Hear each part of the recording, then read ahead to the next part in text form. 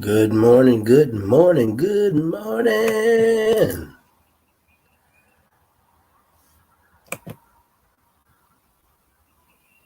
What's going on? Today is the 30th of March, the day after my daughter's birthday and some more folks' birthdays, but I don't know who it is. What's up, Tony, Kimberly, Mixon, Dixon, and everybody? T will be on late today. She got home late. Flat tire on a vehicle and was stranded until somebody came and took her to get a jack out of the car and all kind of stuff. So it is what it is.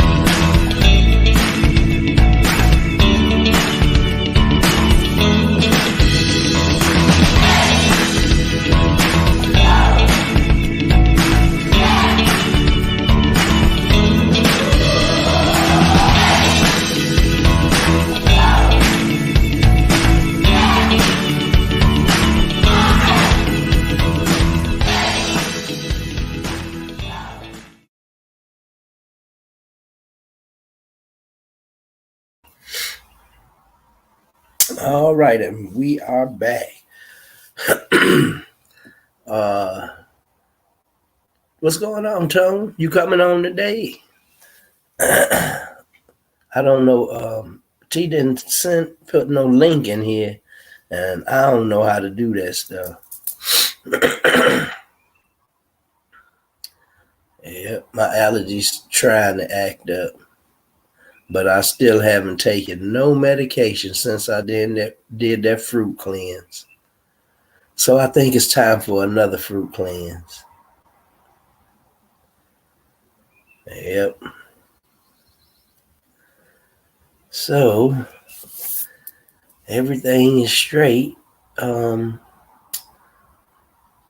Today, I know yesterday we were supposed to talk about gardening.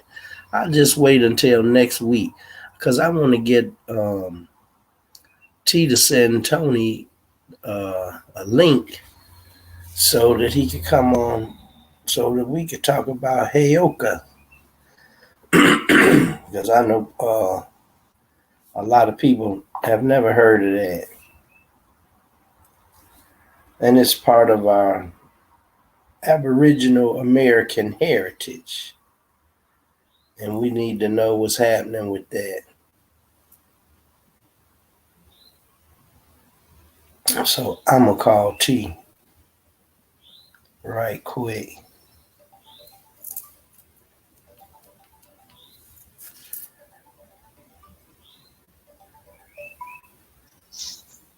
Hey, T, can you send a link for Tony?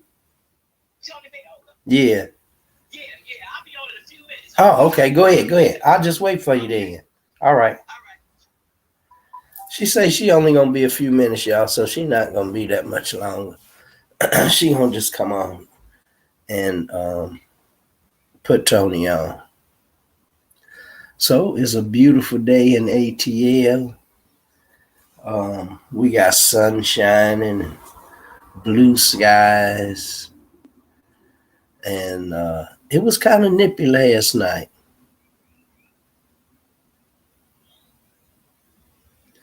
Oh, I'm good, Kimberly. I do have another appointment to go to. I had to cancel one, so I had to make a reappointment for my podiatrist. Yep, I had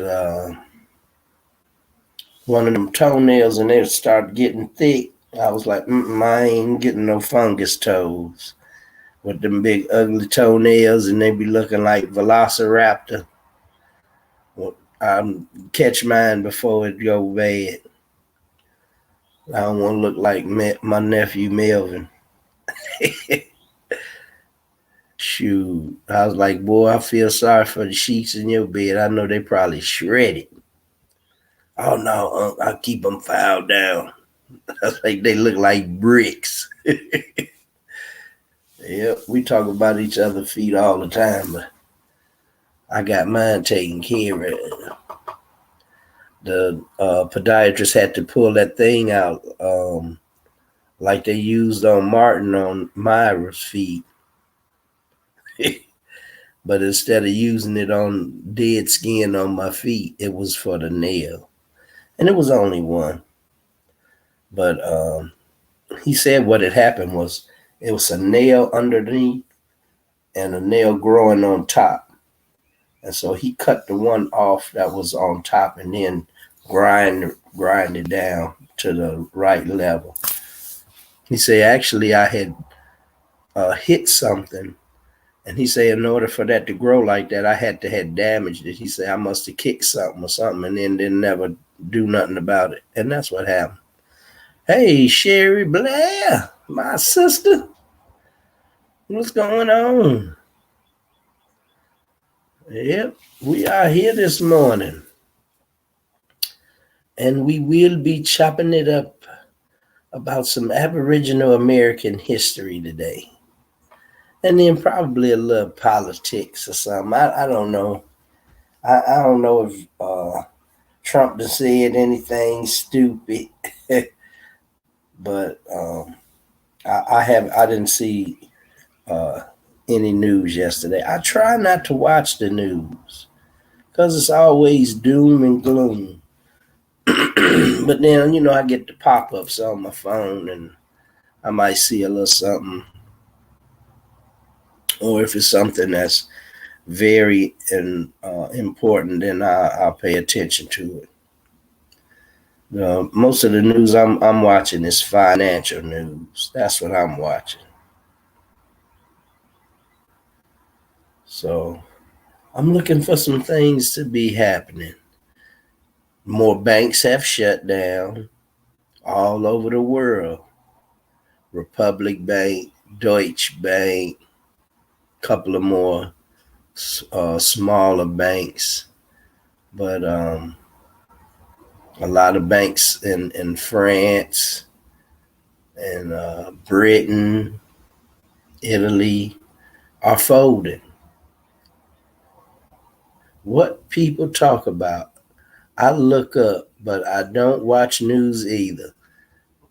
Man, that when I was growing up, they always had segments of the news, and the way they did it, they'd be like, okay, this is political, this is local stuff, happening, so and so store got broken into, somebody got killed over here, you get that kind of news. But then they would have the sports, and after the sports, they always had a segment that when you were leaving out from the news, that kind of brought your spirits back up because it'd be about how Timmy saved some other little boy's life, that was drowning, or it was an old lady in a building about to burn up and somebody saved her life. It was something humanitarian to bring love back to you. They don't even do that no more. They just leave you hanging. Yeah, it was 10 people shot over here and they shot up a school and they killed these kids and it's just ridiculous. And then they close it out like that. Have a good day after they done put all of that into your psyche. The only news I pay attention to is 27 Grant County. And that's y'all news station, right? Not for your city, I mean, but for Richard, his channel. And that's a different type of news. That's and what I like about that is it keeps the community connected. Everybody know what's going on. A child missing, and he put that thing on there, and right away, folks has got their eyes, on the street, watching kids, looking at people going to cars with children that look like they don't want to be going. That's different. That's much needed in every state. Every county should actually have their own little personal Facebook thing, but a lot of people not gonna pay attention, to stuff like that because there's so much other stuff on there. But the way Rashard got his hooked up and got the community involved, on the channel, when you start giving people responsibility with it, it makes them beholden, they wanna help.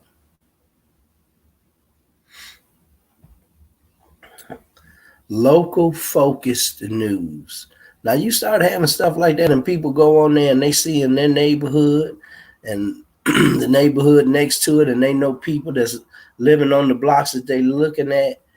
It puts stuff together, brings a sense of the tribe back into play, which is so important, and people don't realize it. Your tribe is very important.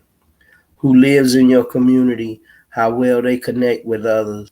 I know just because you live in a neighborhood, you ain't got to speak to nobody. You could be a damn hermit and go in and out your house and mind your business, But to be a good functioning community, it almost had to be like Morgan Park was in the 60s and the 70s and the 40s and 50s, late 40s and 50s, because my grandmother knew your grandmother,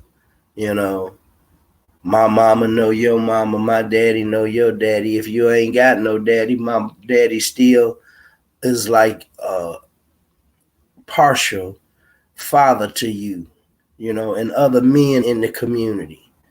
It wasn't a whole lot of they trying to drag kids in the house and molest them and sell them and all that stuff like they do now. Stuff so crazy, it don't make no sense. Tony say Malcolm X said the media is the most powerful force, and I'm so glad we got a brother here behind it for sure. Because the media gives you all your perception of everything, unless you don't watch it. But you find out all kind of stuff on there. Hey, Rochelle, good morning. Glad to see you on today. And how you feeling? Fine, I'm hoping. Yep. Your girl is running late. She had a flat tire last night. Didn't get home till 3 o'clock in the morning. She was probably out gallivanting. No. She was coming from that lady house that she was helping. Yeah. But it's something about when your neighborhoods are so connected by the people that grew up in it by generations, by more than one generation. And that's another thing. People don't stay in neighborhoods for 2 or 3 generations no more. And it's like back in the day, when you had a house, people kept the house up, and it passed from generation to generation. This Big Mama's house, okay, from Big Mama's house to the next one in line, that was like a big family house. And if anybody had trouble, everybody could always come back to that house, get themselves together, and go on back out in the world. It was something that families had to fall back on, and it always had somebody in it that could help other family members, even if it wasn't financial help, good counsel. Yep. Rose says she okay today. 2 doctor's appointment. We'll be leaving out shortly. Yep. And we just speak wholeness and wellness and health and posterity. Not prosperity, posterity. Yep, over your life. Everything. Like the words say, and prosperity too. because what's the word say? In all things, the Lord would ask that you would be prosperous.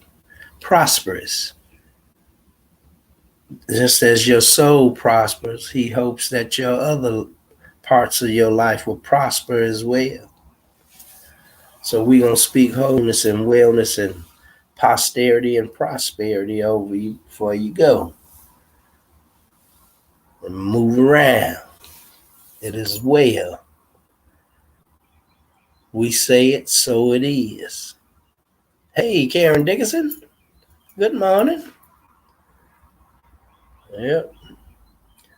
But it's funny how the years have changed people. The morality has changed. You know, from riding around listening to the radio, and there would be no profanity in it. You know, just clean.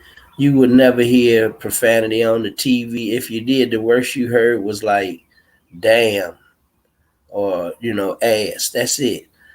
Now, you could come in somebody's house and anything be playing on the TV, stuff that would be considered rated R back in the day would never be on television.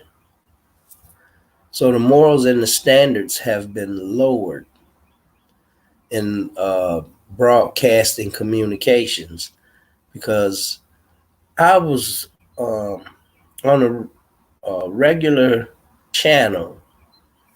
I didn't even know they still had soap operas, because I haven't watched regular TV in so long. If I do, is if I'm watching live TV or a live channel, NBC, ABC, stuff like that, CBS, I'm watching some sports 9 times out of 10. But just so happened, yesterday I ran into a soap opera.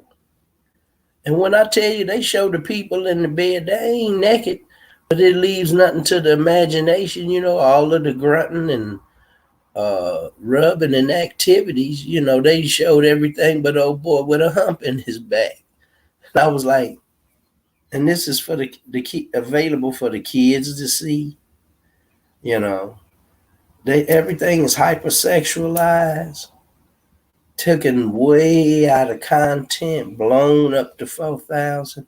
I was telling some people, I took my nephews to the football practice, and they had a girls team out there. This was for the girls was flag football. It wasn't tackle. It was flag. And they had the girls out there, and they was practicing, and they had the little radio out there, and they was playing some music. I was like, what the hell? I'm sitting there, and the coach is a female, and she out there blasting Cardi B, WAP, like it's a Christmas carol, I was like, I wonder if the parents know that their coach is exposing their children, talking about sucking people and, how wet your crotch is and all of this stuff.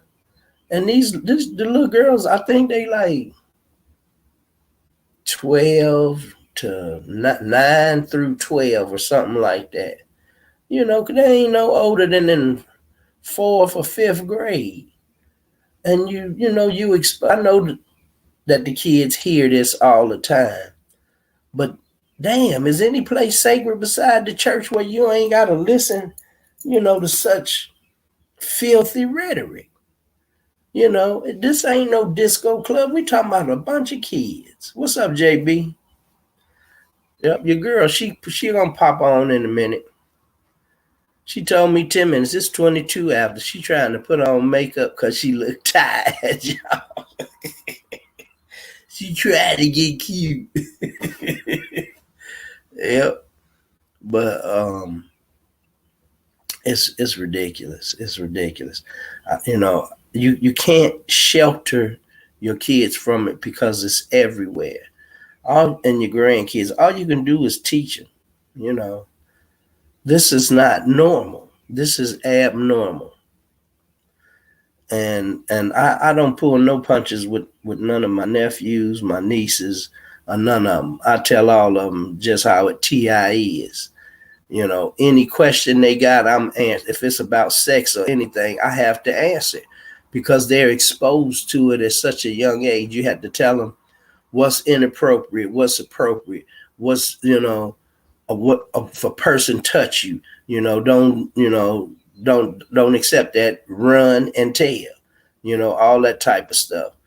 And telling my niece, you don't sit on a man's lap, all of that stuff. I don't care who he is, you don't sit in a man's lap. Once you reach a certain age where you don't have to be held and you can sit down, now you can't let your kids sit in folk lap and none of that old crazy mess.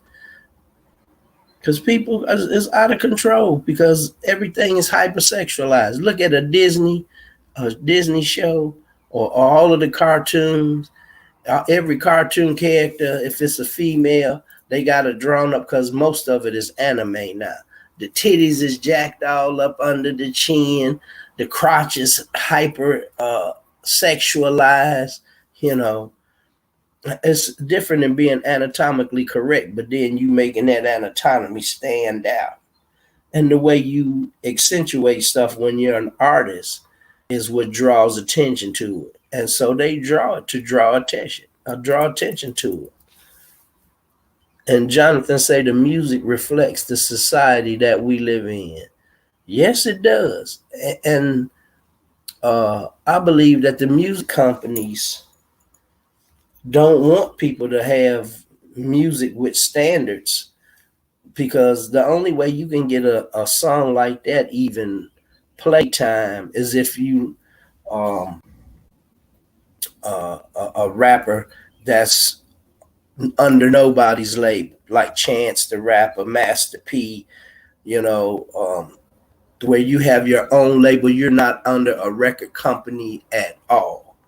You started off on your own and nobody's backing you, so nobody can tell you what to do.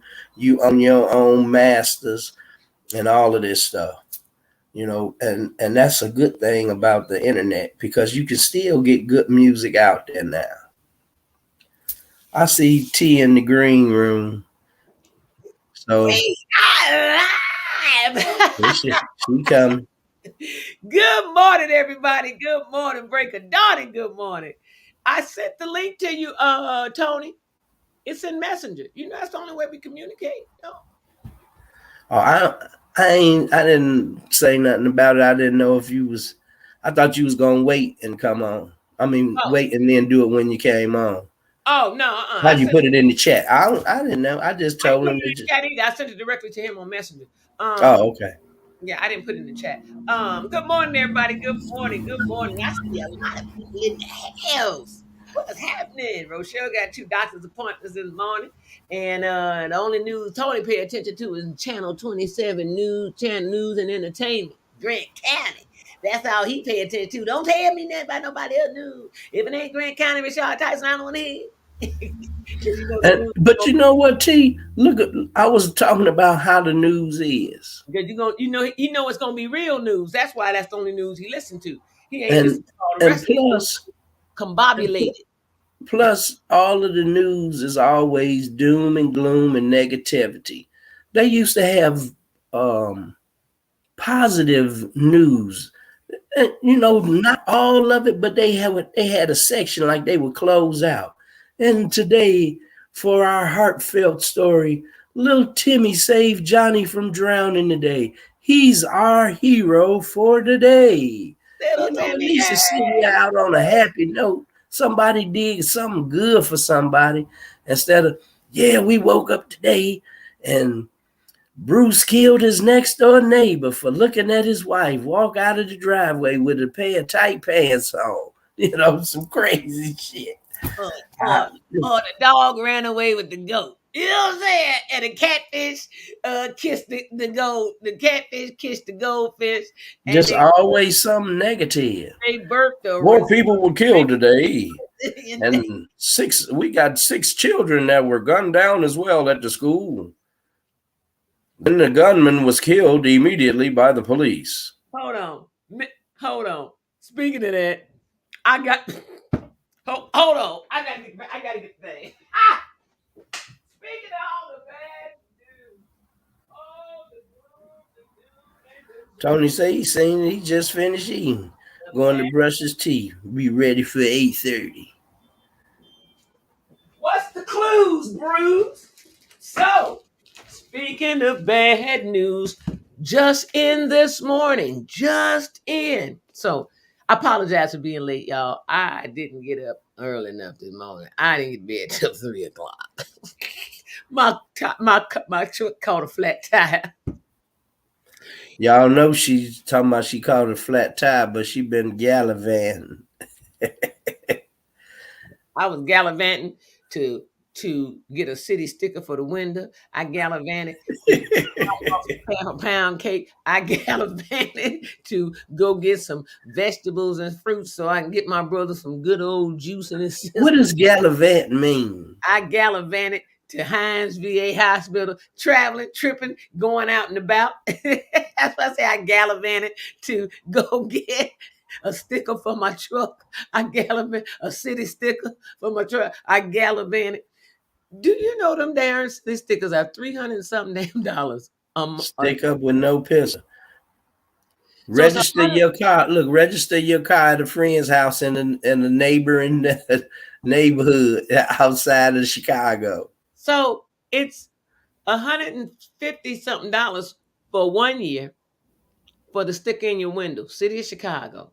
You gotta love them. You gotta love them. They the biggest gangsters on earth and keep getting money on all things. They charge you for everything. Oh, wink. Oh, that's an extra eyelash blink. So you got to get charged for that. They get you. And so I had to go get a city sticker for my window. And then I went to the hospital. I went and got a keys made. Yeah. Oh, I had a list. And I checked off everything on my list. I dropped off pound cakes. Oh yeah, I was doing it yesterday, baby. And then I went to after going to Hines VA in Maywood. On my way home last night, I stopped at Tracy's house to pick up bags of fruit and vegetables that she had gotten from this thing. She said, "So I got you some because I couldn't make it there because I was so busy running around all day." And so I said, "Okay, cool." It was totally out of the area of where I needed to be. That's what it was. It was over east, and everything I was doing was north or west, northwest or west. And so I drove by there. I said, "Tracy, I'm gonna stop by there to get it." So I stopped first and got me some gas. Off of where did I go? I was right off of Roosevelt somewhere, and I said, anyway, I got some gas. So I said, let me go on straight over to Lakeshore Drive, and I took Lakeshore Drive all the way down and around to her house because she's right off of Stony Ridgeland. And so I went to her house. We talked. We sat and talked. Blase Skippy. We sat there for about an hour. We talking and chilling because she was home alone. And so I was like, okay, keeping her company for a minute. We talking Blase. You know how we get into a conversation, don't get done with it for a while. Next thing you know, I get in the truck and I get ready to come home. Ain't good enough time, right? It's good enough time. It's just 10:30. You know, I'm like, cool. So I'm headed home. Blah, blah, blah. All of a sudden, out of nowhere, this big silver piece of something comes sliding across Stony Island. And I tried to swerve, but I couldn't swerve too much because there was another car on the left side of me. And that car swerved because it came from that direction. So I hit it. One tire hit it. And when it got whatever it was, it punctured my tire. It was slid out in the street. Yep. Somebody did that on purpose. Yep. It punctured my tire. And so I was like, I kept moving. I didn't know it punctured my tire. What kind of car was in front of you or closest to you on that side where it came from? On that side of me was like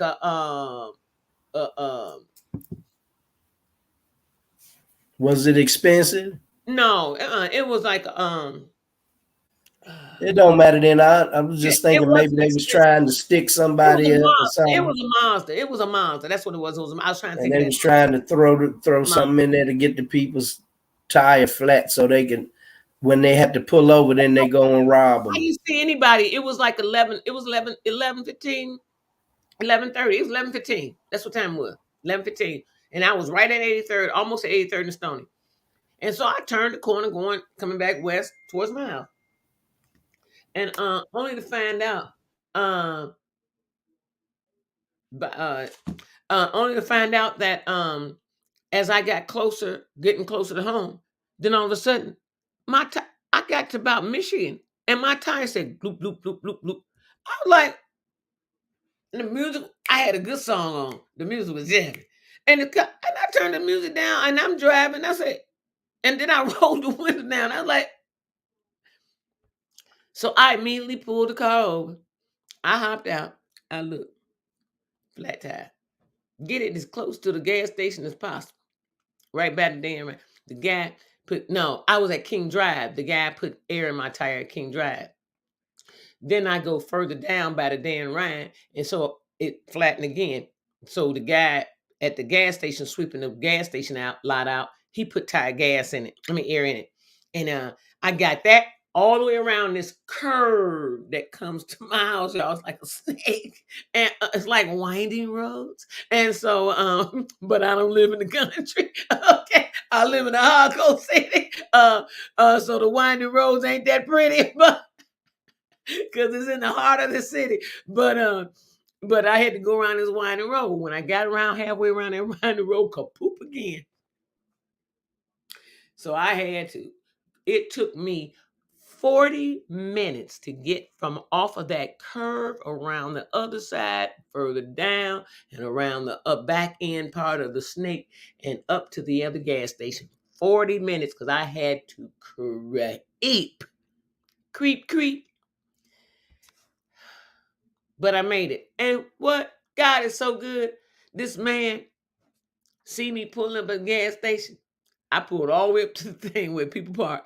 And thank God. And this man jumps out of his car and he runs over to me. He said, "Man, you got a flat tire." I was like, "Yeah, I know." I said, "Yeah, I know. I just found out." He said, "You got a spare?" I said, "I don't know. I'm getting ready to see now." I said, "But I'm getting ready to call State Farm and tell them to come get it." He said, "Oh, I can change it if you got a spare tire." So I said, "I don't know. Let's see." And so he ran to the back of the truck before I did. And he said, "Yeah, you got one in there." He said, "Matter of fact, that one new." He said, "That's a brand new tire under there." I was like, "Oh, okay."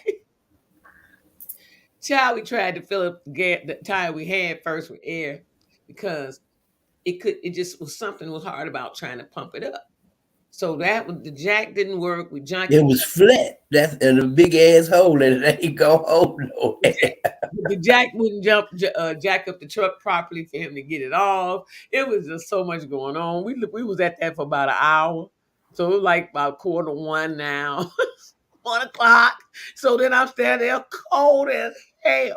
It was freezing. It was so cold. And I'm like, it was nice yesterday. But then again, Wait a minute. Why you was freezing? The car, wait a minute. The car wasn't nothing wrong with the motor and the heat. No, but see, I was outside because I didn't want to be on it because it was on the driver's side and I didn't want him right there. And damn jack ain't working right. So I don't think I need. So you ain't want to sit in the car and the jack ain't working. Right, my little light went, but I don't want to be in the car and then all of a sudden the damn truck just go blue and he underneath it. So I feel really bad. I feel like the wicked witch, you know what I'm saying? Sitting on the truck.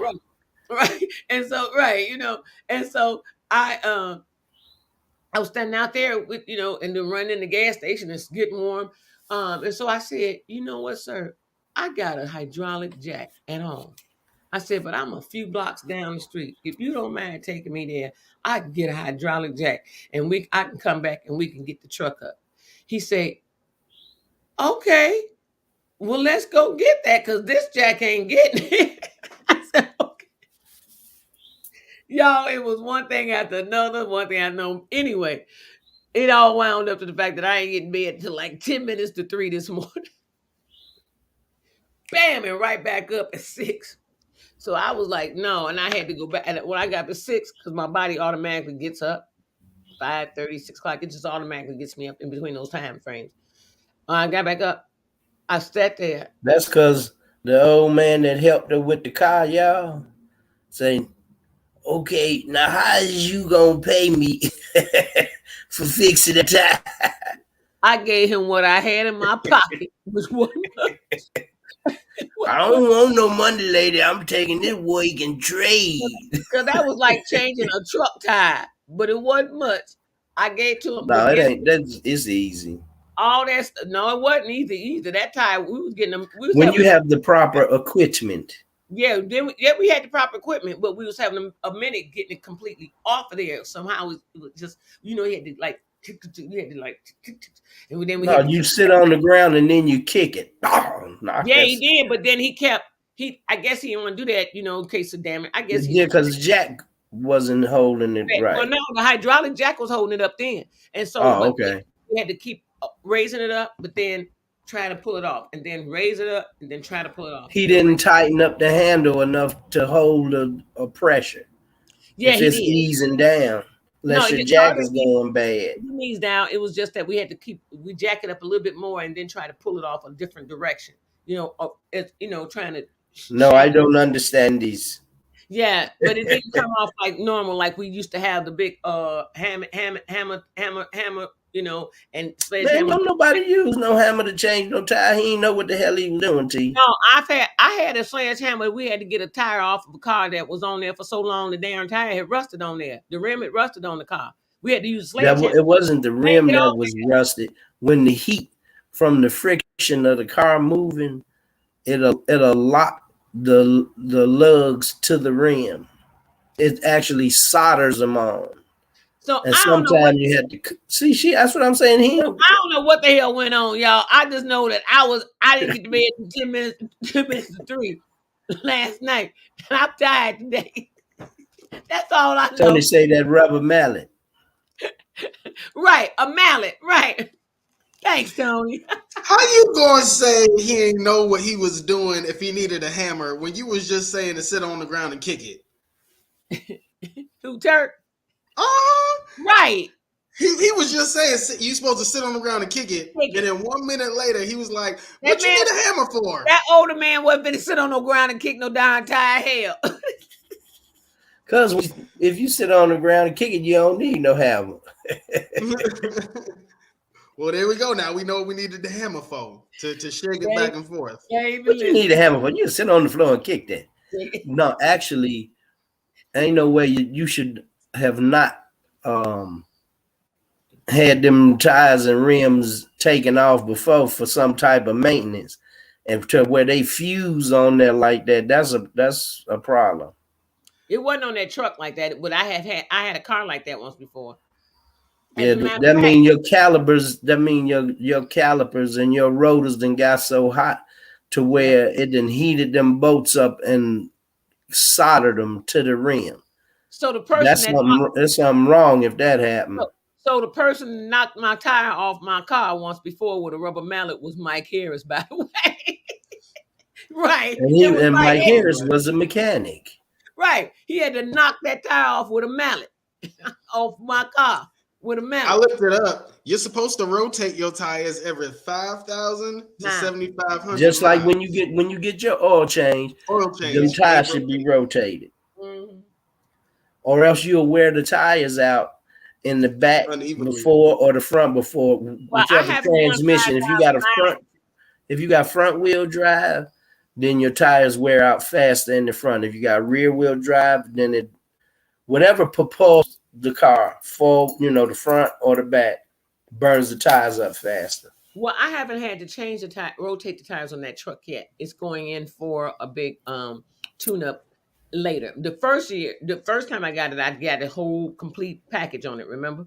Don't take it the way you took last time, and I had to cuss the people out. Chuck, is you kidding me? What happened last time? You ain't gonna have to curse him out this time. Man, I had to play like I was T's husband over the phone.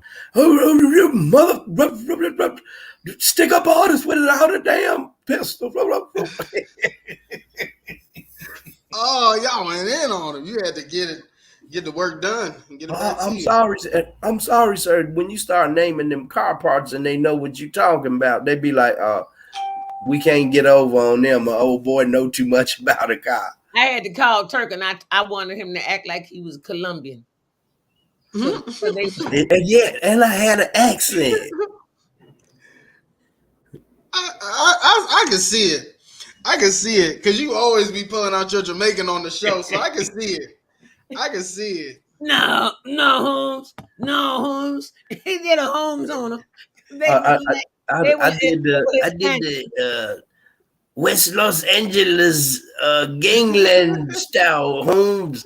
Hey man, what the fuck wrong with you? Hey, you can't be sticking nobody up with another pistol, dude. What's wrong with you? Don't make me come up there.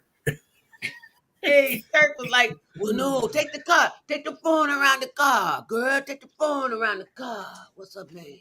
What's up, man? I took the phone around the car. Kirk was doing his Like, big. orderly, that shit don't look right to me, eh? Hey, y'all should have saw it. I had a bandana on and some I sunglasses. would have recorded that. Y'all would have been in tears. Woo! I was like, and remember Dirk downstairs the house? And when they So were with the flood, that's when he clean up, really I had did it again. Spanish. What?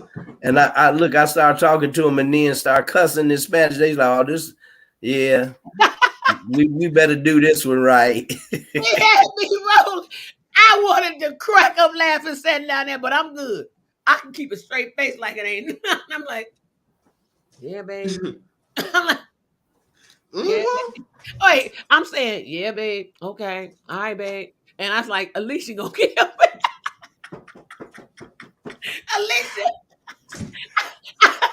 I had to borrow him, girl. I had to do what a sister had to do.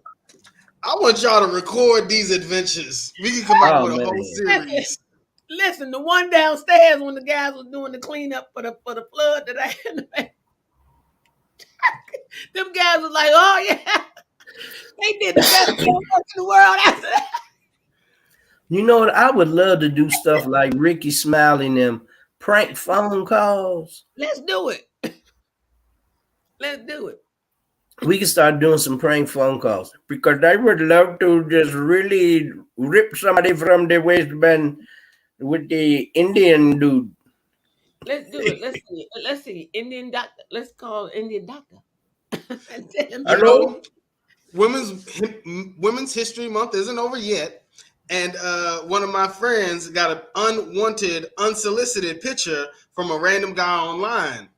That happens far more often than a lot of males know about. I would love to make some prank phone calls, and I bet we will get plenty of ammunition if we ask people to send us those phone numbers of those nasty men that's giving all men a bad name, sending their body parts all over the DMs and stuff. Give us those numbers. Let us prank them. We could be the police. Who is this? We could be we could be a big brother. We could be a dad. Let me tell you one thing. You don't send no little dick pictures to my girlfriend. That would come over there and I'll kick your behind. Who in the hell is this? Where do you live at? You pervert you. Oh yeah, I'd be all over that boy. See, man, what you talking about? I ain't sending nobody no pictures. What you talking about? And you ain't whooping nobody's ass. Just give me your address and I'll show up over there, nigga. You don't know who you're messing with. This is what I gotta deal with, y'all. Who you calling the nigga? Who you calling? We can do some calls. Where you at? Dunkin' Donuts or 7-Eleven? Or Subway. Dunkin' Donuts, 7-Eleven, or Subway. I will leave this 7-Eleven and come and kick your ass right away. Let me stop. I got some Pakistani friends. They gonna be like, Neil, that was Punjab, get the keys to my car right now. We've got a family that just moved here to Marion, and they bought 2 gas stations, a club, a restaurant, and it's all one family. It's all one family. Why is it every other culture on the planet got family but America? American culture don't got family, but every other culture in the world has some type of generational family structure. America, you know why? Everywhere else. That's not true, Tony. Caucasian white family structure is still intact. Black family structure has been steadily eroding since the 50s. Because you know who put the people in office and brought popularity to Martin Luther King and the Civil Rights Act and all of that. It was black families. It was mothers and fathers and the children all getting together. The household was intact then. Kids were going to school to better themselves. The father actually stayed home with the wife. He wasn't out in the street. I ain't saying that we didn't have players back then, but it was more of a family structured lifestyle. Like Tony Mack went down the street and he gave a little to Monica, but Monica wasn't. She was just a little piece he had on the side. But he went home to Shirley. He went home to Shirley, and the families were even bigger. Shirley knew about Monica, but she didn't say nothing. Shirley knew about Monica. She's like, that dirty bastard. But Shirley knew about Monica, and Monica already sitting up there smiling in Shirley's face all the time. Shirley like this little dirty skeezer, but she's screwing my husband. But none of that crap took place. The family structure stayed together no matter what. Women were mothers to their children, fathers. You brought up grandma and cheating and stuff. Big mom. First thing I bring up, women could not legally hold credit cards until the 1970s. The family structure back then was necessary. Now, during Women's History Month, I'm a boss bitch. I don't need no man. But the thing is, she don't need no man. But that's the thing. They are completely correct. They don't, because they are economically and intellectually, the lead. Like, what do black women still need black men to do for them? How did they get there? Let me tell you how they got there. Not by choice, by survival. Because the government broke the black family. It wasn't choice, and it wasn't survival. It was planned. That was planned. Let me tell you why it was planned. You just said the government broke up the black family. Yep. Took the man out the house. If you destroy the priestly order the way God set this thing up, it destroys it. Once you destroy the family structure, everybody willy-nilly. Now the young boys, they don't have no father figure, so the mama's raising them. So now they're going to be hypersexualized. They're going to be more sensitive because they're going to have feminine values. They're going to be real excitable, they're going to be feminine. But once again, and because all they see is a female empowered, they don't see what it is to be a male empowered with a family, or how to be a father, because they had no father figure. Right. Peter said that. Hey, Peter, by the way, and hey, Carla Marla, Karen, and you all, Jonathan, all y'all. Good morning. Good morning, Karen Dickerson, all of y'all. I'm a mama, everybody, Divine, everybody. Oh, Divine ain't here this morning, is she? I think the doctor's appointment. Yeah, she had an appointment, right? Sharice Blair, and kiss mama for me, Sharice, if you still here. Her mama just be doing it. Okay, I'm so proud of her mom and Jeannie Warren and all them. They just be doing it. And they up in their 80s. I love Sherry Blair mama been beautiful all her life. Yep. Inside and out. I have never heard her raise her voice in anger or nothing. And much stuff as me and Sherry brother used to get in trouble and get busted and sent home from school and all that. Now y'all know, y'all don't have no business standing up there on the side of that school selling no joints. Let's get back. That is a shame. That is ridiculous. But good morning, everybody. Me and Rick on the side of the school selling joints. Back on subject. So Peter said they don't need it. They want. Mm-hmm. Isn't it better to be wanted instead of needed? And he said, absolutely. And Anthony said, absolutely, Peter. Guys need to catch up emotionally and mentally. Yeah, that's so. Where I was going was, I like that. Tony. Now, wait. I was saying before, what do black women need black men for? And where I was going with that was, it's not for finances. We can both hustle and work and grind now and respect each other and come together. And we need to both take care of the kids now. We need to both cook and clean now, because those are basic life skills. Wash your ass, nigga. Like, come on. I and done heard something else, Tony, that you said, the big mamas in the house. Now that they have these assisted living facilities and old folks' homes are so popular, it's ridiculous. Back in the day, Big Mama died in the house or at the hospital because she stayed at home. She was taken care of by family. Mm-hmm. I'll tell you what, I'm first generation American, and I believe one of my father's goals is that by the time his generation gets older, that we don't have any assisted living in our family. My dad is making sure he's putting the real estate work in. He's connecting the right people to where the elders in our family right now that are still in the USA, the first generation to come over on the boat. Yes, on the boat. You know, we're making sure that they're taken care of. And now that I have kids too, I can teach them, look, your great aunt that can't drive no more, she ain't going to the government. We going to take care of her, you know? That's what I'm talking about. That's what I'm talking about. And likely so. And Turk, you know, with let me first of all, everybody, this is my show. I just want y'all to know that. Let me get it straight. This is my show. I created this show in August. I set up with nights wondering how I was going to do this, put shit together and all that. But let me be the one to tell you.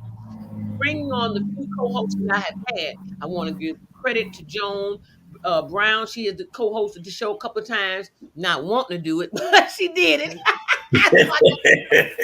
Oh, stubborn butt. But and I got to give credit to Yvetsky Metsky, because she has co-hosted, and then the Bree Coleman, she co-hosted the longest out of anybody outside of Randall. Turk has co-hosted the show now longer than anybody has co-hosted. But it ain't none of their show. It's my show. But I want to get credit as a co-host because Turk has really hung in there. And he did it for free though, y'all. No, look, no, but he really hung in there. She made the big money. Look, yeah, he I do. He hung in there. He hung in there. Thank you, sir. It makes me. She made me take the money. Look, that makes me feel big time. But now she know T smarter than the average bear. She say, if I pay this nigga, he got to get up. Cause I be like, oh T, I ain't coming on today, baby. I'll holler at you Friday. I got some shit to do. I ain't gonna be there. She like, if I'm paying you, you got to be here. You know what that's called though? That's just called reciprocity. And I've been talking about that so much. That's probably gonna be my theme for the year. That's just called reciprocity, operating on love and empathy. So here's the thing. But the credit I want to give them is the fact that they have always been a family. And I really, and Turk, I really want you to know this. Y'all have always, and it's been, don't think I have not watched and admired from a distance and up close. I've been in all the situations with them. And I really admire how you all gather and bring family together on all levels and continuously do that. That all the new babies and all know who the hell the generation of people in their family is. That is very important. That is what keeps family together. Unlike my family, all the babies don't know who all their damn cousins are. I don't know half of my little bitty cousins. We don't come together. We don't commune like that. And so therefore, I've always been a loner. And I really fly free with I fly. I don't stick around and sit down and just ponder and wander. I'm always a goer. And you know, because of the fact of that, and I love being in the midst of all new things and learning. And I love being in the midst of love within families. I think that is beautiful. And so Turk and them got that. They got that tight. Are they a family that don't have any type of issues? No. Ain't no family like that. Ain't no such thing. But are they a family that even with the issues, they might curse each other out, but they still sitting there in love? Yeah. They work. They might get cursed out, but they're going to come together and they're going to think on how to get you out of this mess if you in some mess, or how to help you if you need help. And that's the thing that makes a family. Did, Turk. So I got to give you a hoodoo, because you guys have always been caretakers of each other. They've always been together. They live together. They stay together. They travel together. It's like you got with the caravanning. They caravan every damn way across the USA together. You ain't gonna find Turk going off nowhere. Hard to marry their asses because they together all the time. but they're growing families and building families, and them kids know, and they respect, and they coming up, and they knowing each other. Yeah, they gonna act stupid. All these kids is acting stupid. We acting stupid too. Times have changed, but the love is there. Where we as Americans don't know our families, and a lot of Black Americans, especially through the slave trade and through how the misogyny that went on from white men with Black women, as well as the Black man, the hate, the jealousy, and all the rest, the honoriness. No one, and I don't want to keep harping on this, because it's like I can rise above this BS. It's not about not remembering it or anything, but it's about rising above it. Where I see the bad is that fact that we have to ponder in, the white man, the white man, the white man. Well, F the white man and keep moving on forward, because you don't just need the damn white man right now today to keep moving and bringing income into your family. Go create your own stuff. Go out there. You see that little Mexican man out there with that damn corn cart? Go build a goddamn corn cart and go out there and make money on the other corner across. There is no such thing as a white man and no such thing as a Black man. They just men. Those black and white labels were put up to divide us, because if they can keep us arguing amongst each other, you ain't watch this hand over here in this corner if you arguing over here. Right. But that's the point I'm making. We can control y'all ass like the puppet master. And that's the point I'm making. Dumb humans. Here's why. That's the point I'm making, Turk, is that the white man is not the problem right now. It's not like you're under lock and key and on the plantation under watch. You have the freedom and have had the freedom for quite a few years now, even before my little black butt was born. It's been enough freedom because it had to be, because Morgan Park was a Black community that was very vibrant. So it ain't the white man. No, it's not the white man. It's the black man, the Black woman, and staying in the family structure. We take things out of context as Black people. And I said we, because I'm part of it, because I have done it myself. That ain't gonna say all Blacks, but we as Blacks, those who feet fit in the damn shoe, you know who you are. We jump to conclusions. We take just the least little bit of empathy or whatever from a person and run with it. It's always run with it, right? We never stop and say, well, this is a part of business. Handle it like business. Boom, boom, bye. Hey, thanks a lot. God bless. And keep going. It's, it's so emotionally attached. We are very deeply emotionally attached people. And therefore, having those emotional attachments keep us from moving forward. Because post-traumatic stress disorder. Because a lot of us don't know how to manage it. We don't know how to control it. We're not given those coping mechanisms and those emotional intelligence skills. Exactly. And me with a degree in mental health, I am the first. I was just going to say that, T. It's our mental. It's our mental. I'm the first one to tell you it is a state of mentality that is carrying on down the bloodline. Now, when you want to say, oh, that's hereditary, now that you can say is hereditary. Yeah. And the reason it is hereditary because no one has figured out the fact that the emotions is what's keeping us in slumber. The emotions and how we react is the emotion and the intent behind the emotion. What's keeping us in under a rug, under a thumb. That's why we can't get ahead. Because instead of us stopping to listen, to hear, we listen to rebuke and rebuttal and revise and revoke and just go at it. Yeah. We don't listen. We put each other under a microscope. We don't listen to respond with kindness and love. We listen to respond with defense. Yeah. Something that meditation teaches us is making yourself lose those thoughts, letting those thoughts pass you teaches you that when you're listening to somebody, you can let those thoughts pass you and get yourself out of the way so that you can clearly see somebody else. Yes. If you don't sit and meditate and practice not letting your mind rule you, when you can't listen, you can't focus, you can't regulate your emotions, you can't succeed. And you're just stuck. One of the things family teaches you is to work through problems for lifelong relationships, love, and stability. Yep. Family teaches you to work through problems for lifelong relationships, love, and stability. And without that, you can't pass it down. Only when family is stable like that, though, because all family don't teach you that. Some families are so rooted in ignorance. Passing down curses. You pass it right. You pass down the same ignorance. No. Now fuck all that. Going over there and doing the people, all them type of personalities and attitudes and reactions to everything in life is always negative, or it's mine, or I'm gonna get mine first. All that type of person, all that type of.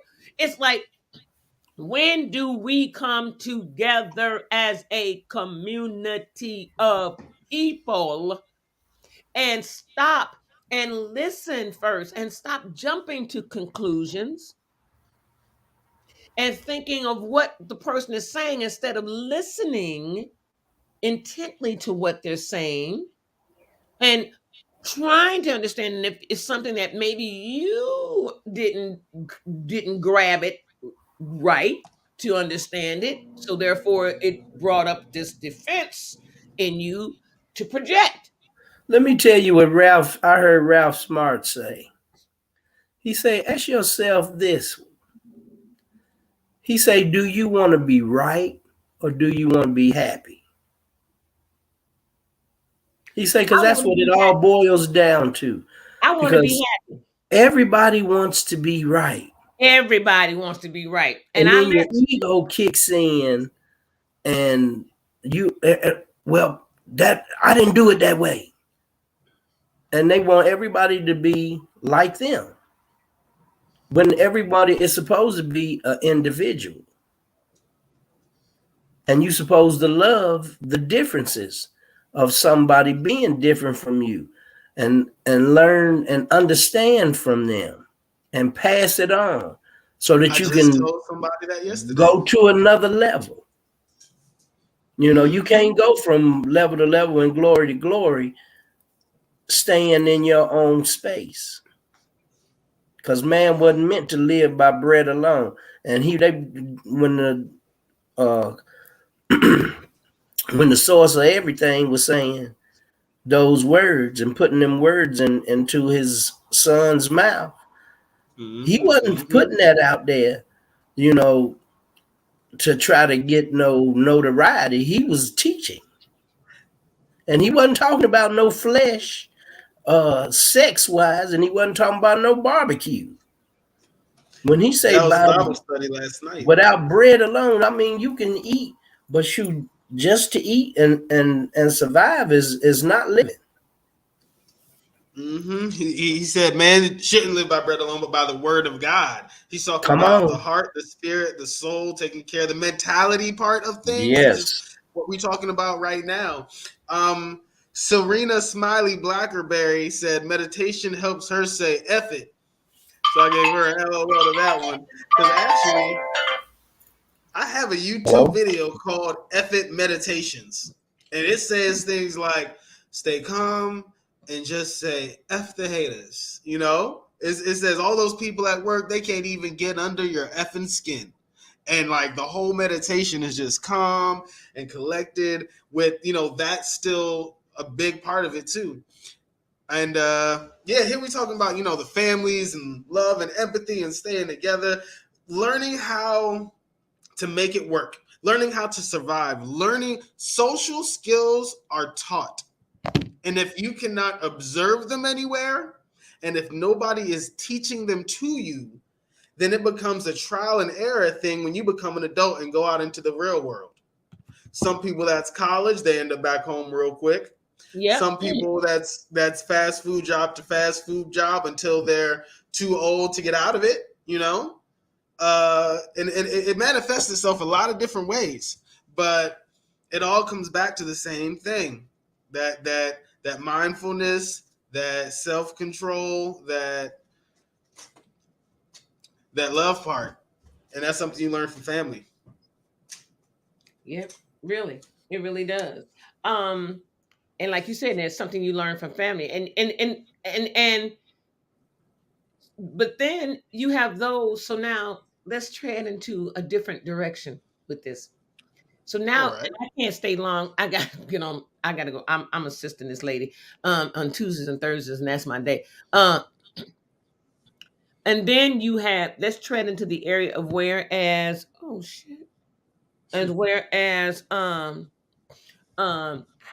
the people who don't have family, raised up in homes and never get adopted or fostered into another household, so they stay in the system at those centers where they're in those dorms with bunk beds, and all they know are themselves, and the ladies or men who come in there working on shift changes, so they only get to see a few of them every so often, every day. Excuse me. And then that changes because some leave and go to different jobs, or some leave and retire or quit. You just never, and so there's another face that they got to get used to now. So who teaches them? They say it takes a village to raise a child. It really does. I think it takes a village to keep an adult. Even my introvert friends that say they don't like nobody, unless their job is a stay-at-home job, virtual job, or whatever, it's unlikely that you can ever just stay to yourself. If you have no friends, then your coworkers are probably the closest things you have to family. You see them every day. If you go missing, they're going to worry about you. Right. But I think it takes a village to keep an adult. I think the people that's my thing. People are our greatest resource. Like, I'm all about that. Peer pressure is only bad with bad peers. You surround yourself with the right people. You build your family. You build your tribe. You build your circle. My mental health team is 3 people, and my wife is not on it.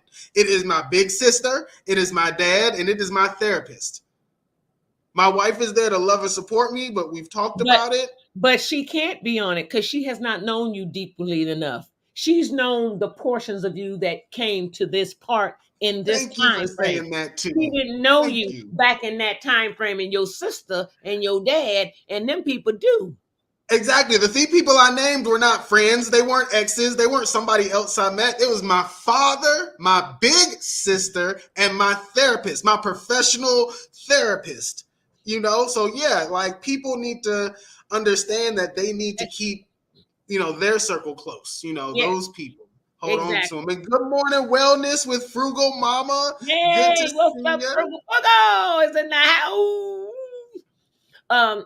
Another beautiful little family that I see in the making is Frugal with her wife and her children, and I think that's another gorgeous couple. And I'm gonna go subscribe right now. Another beautiful family setting.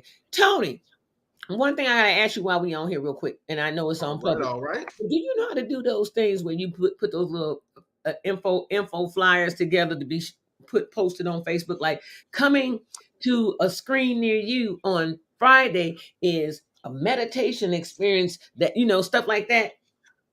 I do. I got the verb. I just don't know how to do it. I use Instagram and Facebook, and those tools they have about 10 different font options, have about 10 different colors, have about, a whole bunch of sticker stuff like that. So I don't pay for nothing. I don't use nothing extra, but I do use Instagram and Facebook and Snapchat to make things like flyers, like, meditation today at noon, or book club at 6. With a picture added to it, or do you know how to do it where it's a little? I made Mama Brown's logo on Instagram. Okay. Mama Brown said, "Hey, can you put my face on this thing? You know, whatever." And I was like, "Yeah, I can do that." Went to Instagram, cut out her face and her logo, and put it on the other picture, and sent it back to her, and she was over the moon. So yes, I can definitely work out something and try to work on things and make little whatever we need to do. We can get onto it.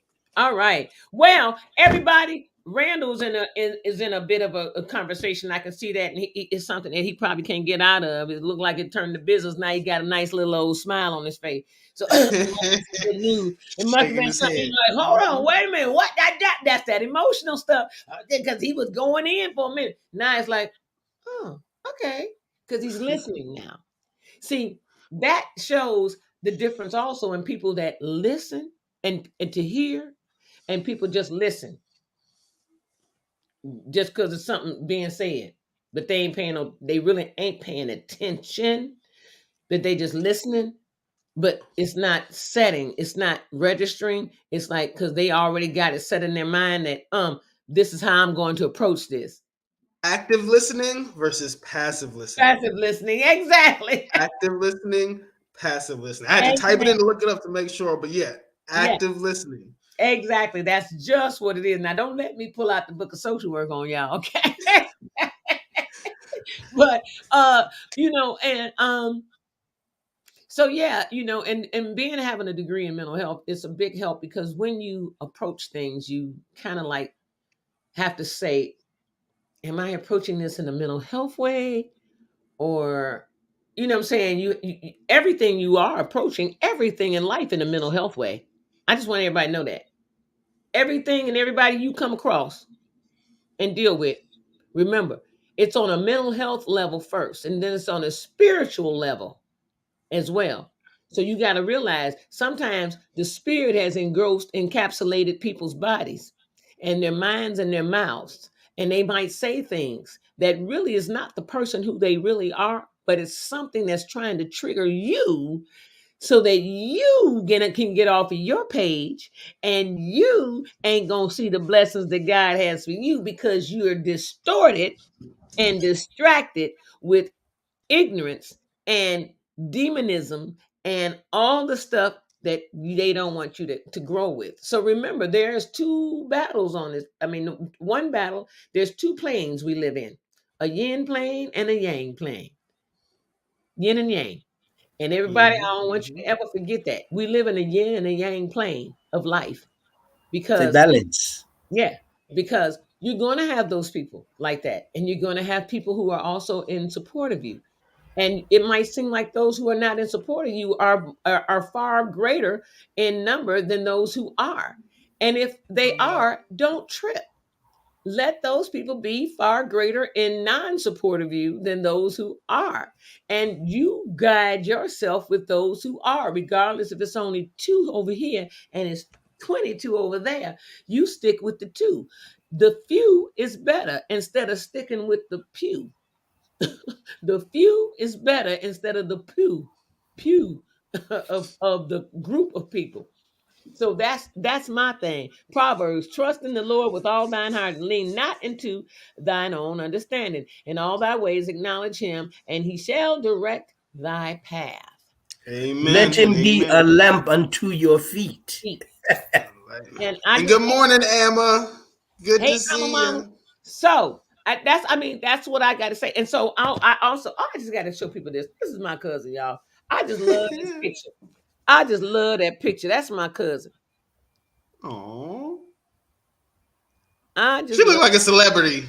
Is that Monica? Yeah, that's Monica. I will keep my opinion to myself. Yeah, keep your opinion. Because I get in trouble, I start talking.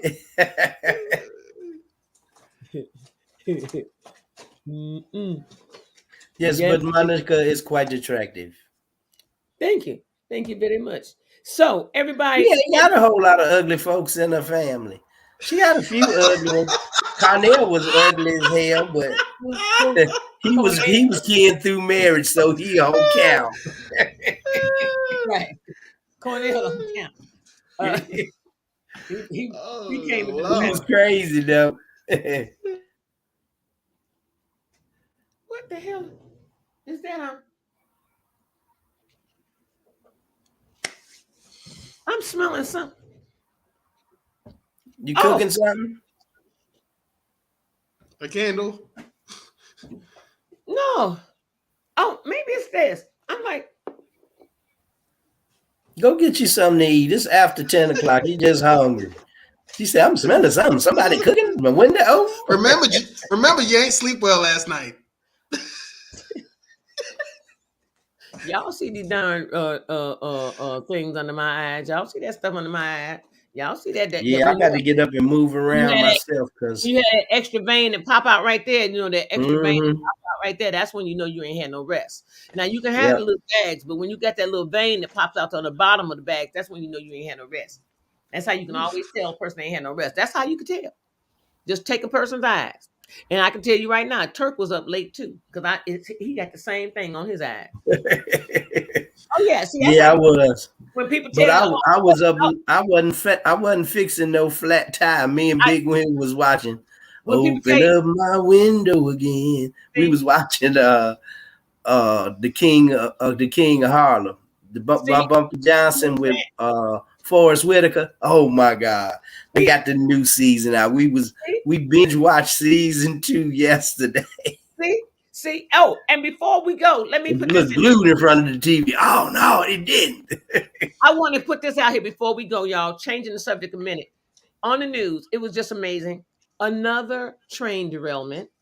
This time in Minnesota. This time with 10 cars with hazardous materials on it. 100 miles west of Minneapolis. All that water. Carrying all that hazardous bioactive whatever. The land of 10,000 lakes. That's the name of Minnesota.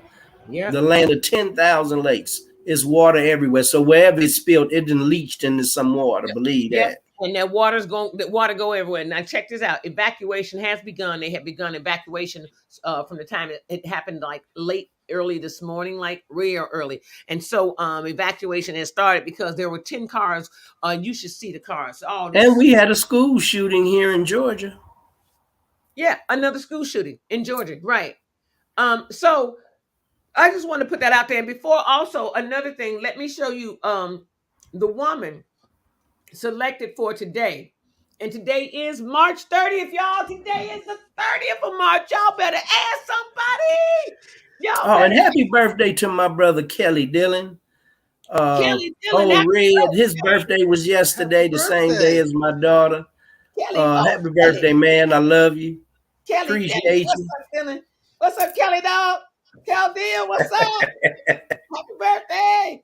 So today's woman for Women's History Month, March 30th, is J.K. Rowling.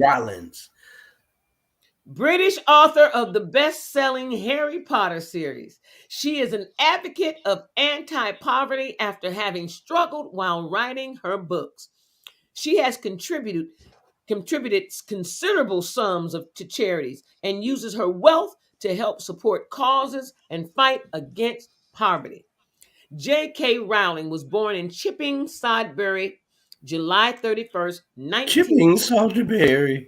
Her childhood was generally happy, although she does remember getting teased because of her name, Rowling. She recalls often getting called Rowling Pen by her less than ingenious school friends. J.K. Rowling says she never really warmed to her own name, although she does remember having a fondness for the name Potter. From quite an early age, J.K. Rowling studied at St. Michael's Primary School in Gloucestershire before moving to Chepstow, South Wales at the age of 9. From an early age, she had the ambition to be a writer. She often tried her hand at writing, although little came from her early efforts. Age 6, she wrote a book about a rabbit with measles. After her mother praised her effort, Rowling replied, "Well, get it published then." She admit it was a bit of an odd thing for a child of 6 to think. I don't know where it came from. That's what her mom said. But J.K. said, get a book published at the age of 6. And in her own autobiography, she remembers with great fondness, when her good friend Sean became the first person to give her the confidence that one day she would be able to make a very good writer. You know, that after finishing school, her parents encouraged her to study French at the University of Exeter. Exeter, I think is how you pronounce it. She slightly regretted choosing French, saying she would have preferred to study English. However, it was her parents' wish that she study something more useful than English. Something more useful than English. Okay. This is how people think.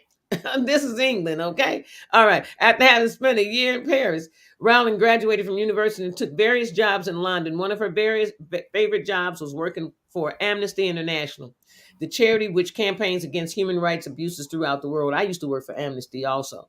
Amnesty International is one of the many charities which J.K. Rowling has generously supported since she attained a newfound wealth. In 1990, she first conceived of the idea about Harry Potter. As she recalls, it was on a long train journey from Manchester to London when she began forming in her mind the characters of the series. At the forefront was a young boy, at that time not aware that he was a wizard. The train was delayed for over 4 hours, but she didn't have a pen and was too shy to ask for nothing. To my immense frustration, I didn't have a pen that worked, and I was too shy to ask anybody if I could borrow one. But she remembers being very enthusiastic and excited about the ideas which were filling her mind. On arriving at her flat in Clapham Junction, she began work on writing the book immediately, although it would take several years to come to fruition. It was also in December of 1990, Rowling lost her mother, who died of multiple sclerosis. Rowling was very close to her mother, and she felt the loss deeply. Her own loss gave an added poignancy to the death of Harry Potter's mother in her book. She says her favorite scene in The Philosopher's Stone is the Mirror of Erised, where Harry sees his parents in the mirror. This, among all things, eventually she finished her first copy of The Philosopher's Stone and sent it off to various agents. She found an agent, Christopher, who spent over a year trying to get a publisher. It was rejected by 12 major publishing houses. But I bet you they upset about that. Well, but eventually, a quite small publisher, Bloomsbury, agreed to take the book on. Little bitty publisher. He said, come on. And it blew him up. Huge now. They done blew up.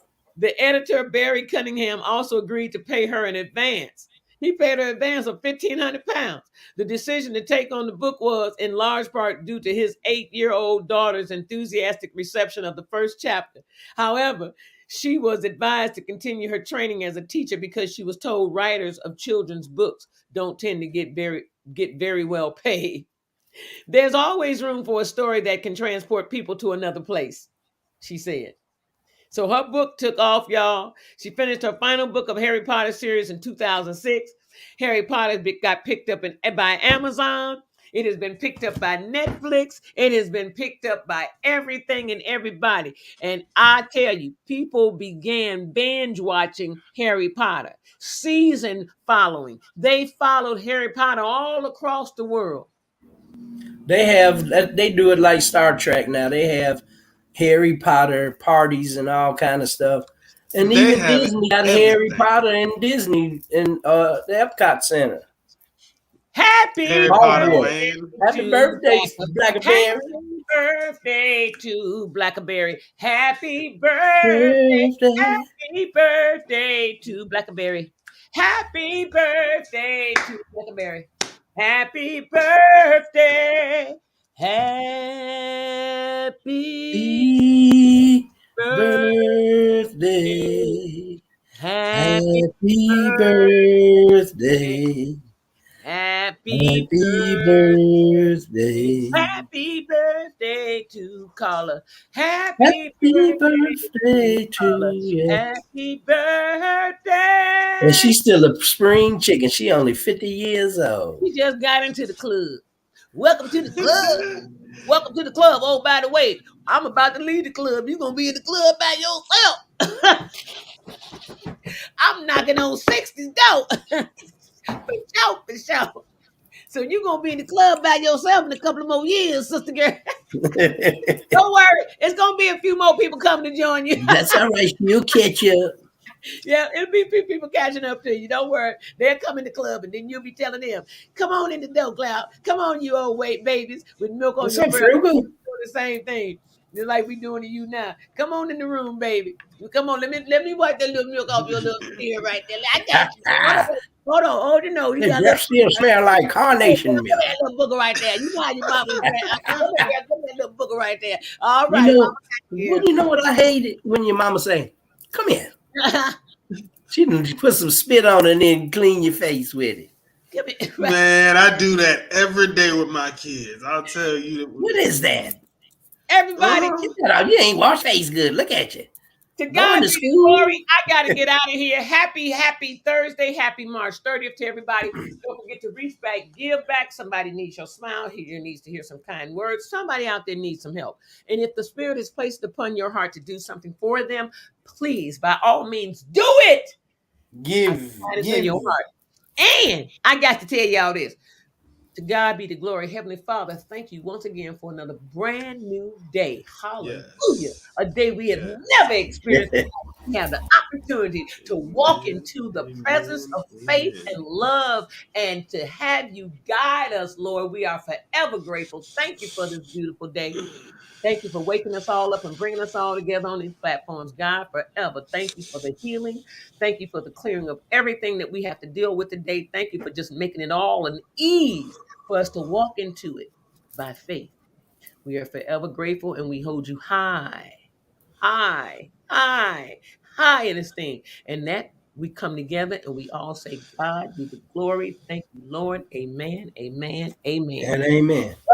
And that's it. Blackberry, I got to say that she say she was dancing while T was singing, and them 50-year-old knees say, sit down. Don't listen to them knees. Keep them moving. Motion is lotion. Motion. Oh, motion I got is lotion. Charlotte. Do this. Take your hands, honestly, and cupping your knees. Start cupping your knees. And cup the sides, cup the fronts, cup your knees, cup the insides, cup your knees. Cup your knees for a good 60 seconds, a good minute. Cup your knees. The vibrations wake them juices up in there. It gets the juices to flowing in between your joints. And then do your legs like that. After you cup them for a minute. I had to do that after I get them shots. And do that every day. Every day, it will keep the juices flowing into your joints. And that's what's happening. Your juices are flowing out because of the age. It's not flowing like it used to when we were young. So get those juices flowing. Or you could do like me and go get some new juice shot up in there. No, girl, I ain't getting no new juice shot. And I got torn meniscus in my knee, total arthritic knee. And I can, look y'all, she got a meniscus. Right in here. Mine is gone. I'm bone on bone. And she squatting and all kind of stuff, talking about she got bad knees. Yeah, okay. Well, I'm out of here, y'all. I got to go. So I'm telling you, you don't need no surgery. Just work that sapsucker and do that cupping on your leg. That cupping every day. Give yourself a 1 minute to cup your knees. Them your knees. You need them sapsuckers. Don't nobody else need your knees but you. So love y'all. Peace out. Right. Peace out, everybody. Don't forget, love, peace, soul, and hair. If your scalp is itching, wash your head. Just pat it. And condition. Don't go bitching. Wash and condition. That's it. That's all. We'll see y'all tomorrow. 8 a.m. Central Standard Time on what? Bam! And be ready to meditate tomorrow. Miss Fatine will be here. El Fatine. We will be with Andrea El Fatine tomorrow. Meditation in the making. She said, I'm cupping my knees now. Good girl. I'm going to give you a couple more secrets now that you're in the club. But I couldn't give out my 50 club secrets to all you little 40ers. But now that you in the club, I'll give you a few of them 50 pointers up. Cup your elbows, too. If you have an elbow aches, cup your elbows, y'all. So now let me tell you guys peace and blessings. Let me tell you guys about arthritis real quick and I'm gone. Alcohol makes your arthritis hurt worse. Alcohol, liquor, beer especially, and hard liquor will make your arthritis hurt a lot more. So yeah, it moves the fluid in different directions because it's trying to hydrate. So make sure you're doing cupping on all your joints. Cupping here for a minute, a whole minute. Cup that for a whole minute. As you do that, bring it out, cup it, bring it out, cup it. Set your timer on your phone for 60 seconds, and that's it. Then do each knee, do each elbow, do your shoulders, anywhere you have joints, your ankles, your hands, anywhere you have joints, cup them. Do coupling on your joints. God bless y'all. Peace out. Tony, God bless you. See you tomorrow. Peace out, everybody. Bye, y'all. Are our greatest resources, and we are all in our elements. Amen. Bye-bye.